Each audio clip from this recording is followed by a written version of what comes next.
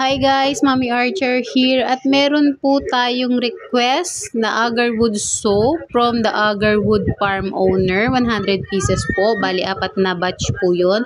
Ang gagawin ko ay hahatiin ko yon sa tig 2 batch. Yung 50 pieces is yung isang klase ng agarwood na merong kasamang ibang ingredients na pabango at yung isa naman po ay pure agarwood soap lang. At the same time, kailangan kong gumawa ng mas malaking batch ngayon because ang gusto kong gawin ay yung 2 batch pag-iisahin ko po yun. Ibig sabihin isang templahan.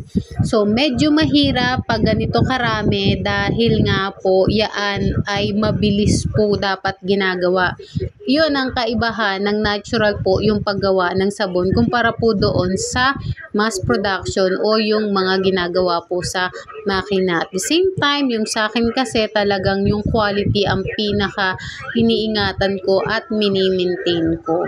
So, kailangan kapag all natural, ang lahat ng ating mga ingredients, mas matrabaho po yun. At marami pong preparation.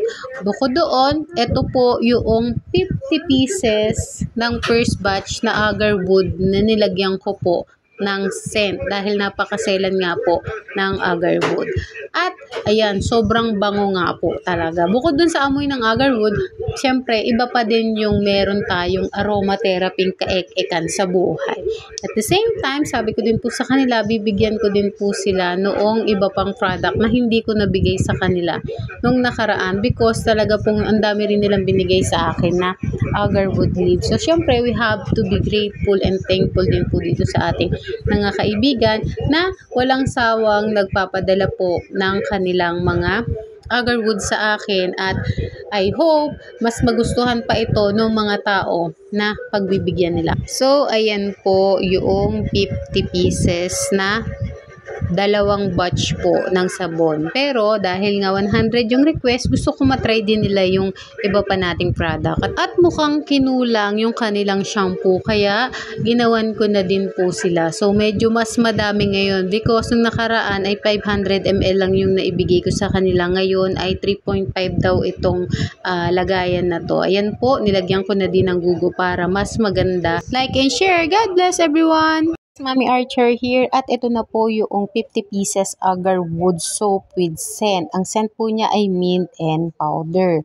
Yung nakikita po ninyo na puti-puti doon sa gitna ng soap, yun po ay sisingaw pa para mas lalo pong tumigas yung ating soap. Yung mga spot naman po, yan po ay granules. Ngayon naman po, gagawa po tayo ng formulation ko ng agarwood lotion. So lahat po ito ay natural po yung aking pag-extract. Ito po yung example ng lotion na po. 60 ml po ang bawat isang bote, kaya po madali po yan makakalculate or kung i-divide nyo man po yan sa mas maliliit na lalagyan. Yan po ay ginawa ko para po doon sa owner ng agarwood farm na aking kaibigan. Gusto kong matry nila yung iba't ibang product na pwede po naming magawa. Though maselan talaga ang agarwood, ayaw niya ng merong ibang kahalo na ma-master ko na kung paano siya i-blend doon sa iba pang mga ingredients. At nakakatuwa kasi kami yung unang nagbe-benefits doon sa mga product na ginagawa ko kagaya ng sabon, shampoo, lotion, at yung hair grower. So, marami po tayong magagawang ibang mga product sa agarwood.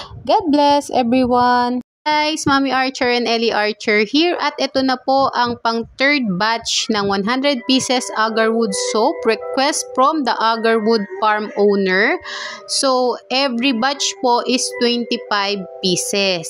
Ginawa namin ito ni Ellie pagkatapos po namin manggaling doon sa aming vlogger team. No, nag-vlog kami, enjoy lang kami, naglaro-laro lang kami doon. At nilalagay ko na po yung ating pang exfoliate. Yan po ay pure agarwood leaves.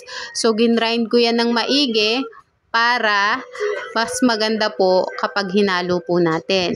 At the same time, halo lang po talaga ng halo para masigurado natin na maganda yung kalalabasan. At naglagay din ako ng table salt dahil ang table salt po is maganda din po talaga yan sa skin at may antibacterial properties din po. So, kagaya ng sinabi ko naman nakaraan, ito po ay na-master ko na. So, para din po yung exfoliating is para dun sa mga dead skin cell natin is matanggal po. Ang kagandahan naman nito, kung ikaw yung tipo ng taong palaging nasa labas at exposed ka sa mga alikabok, masisigurado natin na nag-exfoliate yung ating balat from time to time. Pero again, palagi kong sinasabi sa inyo na ang balat natin ay nag-exfoliate ng sarili niya every 28 days. So, ayan, sinasalin ko na dito kailangan mabilis ang kilos. Bakit? Dahil kapag hindi mabilis ang kilos mo, pwedeng masira yung paggawa ng sabon. Kaya ako, kapag nagawa ko ng sabon, sanay naman na kasi yung anak ko anak, i-video mo ko, anak, tulungan mo ko. Alam niya na oriented na siya pagdating sa paggawa ko ng sabon.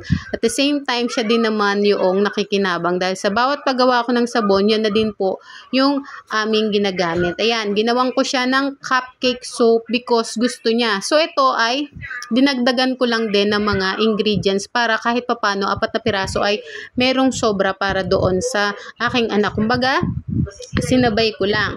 Ito pong ginagawa ko ay own formulation ko. Ibig sabihin po, ako yung nagbilang, ako yung nagsukat, ako yung nag-isip, lahat sa akin po nang galing.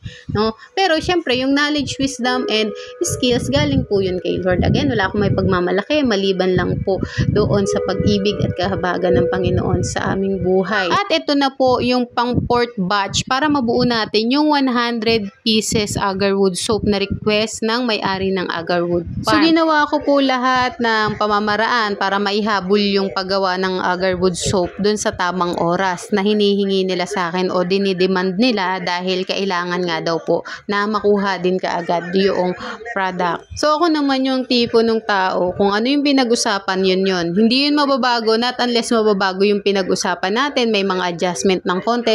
Isa pa, kapag kaibigan mo, yung ginagawan mo, no, yung mga taong malalapit sa puso mo, mas inspired. Ako ganun ako mas inspired ako kapag gagawin ko to para sa ministeryo, gagawin ko to para sa pamilya ko, gagawin ko to para sa mga kaibigan ko. Yung hindi ko na iniisip kung magkano, kung ano yung mga ilalabas ko, kung gaano katagal. Basta sa akin, pag para dun sa mga tao na mahalaga sa akin, mga kaibigan ko, lalong-lalo na syempre sa ministeryo, okay lang yan. Sige, gagawin ko yan. So, ito pong last batch natin ay ang agarwood soap na walang halo na kahit ano. Unscented din po ito. Pero, I'm praying na at least kahit papano makapagdagdag, no? Kagaya ng mga agarwood lotion, agarwood hair grower, yan yung mga dinagdag ko. At the same time, yung agarwood shampoo na liquid. Kasi kaya ko din gumawa ng shampoo bar. Pero liquid yung gusto kasi nung owner ng farm. Dahil nga calculated, lahat yan, yung mga lalagyan ko, alam ko kung sasakto siya o kukulang siya. So, sa calculation ko, saktong-sakto to. Pero, doon sa nakikita ko, doon sa lalagyan ay parang kukulangin. Pero sabi ko, hindi, kakasya to kasi hindi nagkakamali yung calculation ko. Yun naman ang kagandahan. Marami akong pagkakamali dun sa bilis at sa paglalagay, pero sa calculation, hindi ko pa nararanasan na magkamali. Kasi ang calculation po talagang given siya. Ang kahirapan lang po sa paggawa ng sabon is yung kailangan talaga mabilis kang kumilos. Kasi kapag hindi ka mabilis kumilos dyan, titigas po yan, hindi mo siya mahahabol na maganda yung kanyang kalalabasan.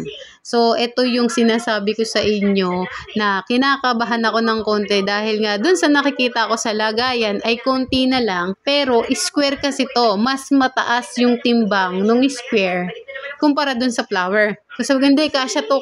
Kaya sinimot-simot ko talaga ng ganyan. Kapag natanggal ko ang mga sabon na to sa lalagyan, gagawa ako ng another batch ng sabon dahil kanina, during na nagbablog kami, ay nakakita ako ng puno ng kawawate o yung Madre de Cacao. So, yun po ay napakahirap hanapin dito sa lugar ko. Kaya po nung nakita ko yun, talagang sabi ko dun sa kaibigan ko, kukuha ako neto at bibigyan kita kapag nagawa ko na yung sabon. Maganda din po kasi talaga sa balat yung Madre de Cacao. And after that, gagawang ko naman din si Ellie ng kanyang agarwood oatmeal dahil yun yung gusto niya. So, ang favorite na soap ni Ellie talaga is oatmeal soap kasi nga malambot sa balat. Gagawang ko siya ng agarwood oatmeal coffee soap. Yun, sigurado ako magugustuhan ng anak ko yun. God bless everyone!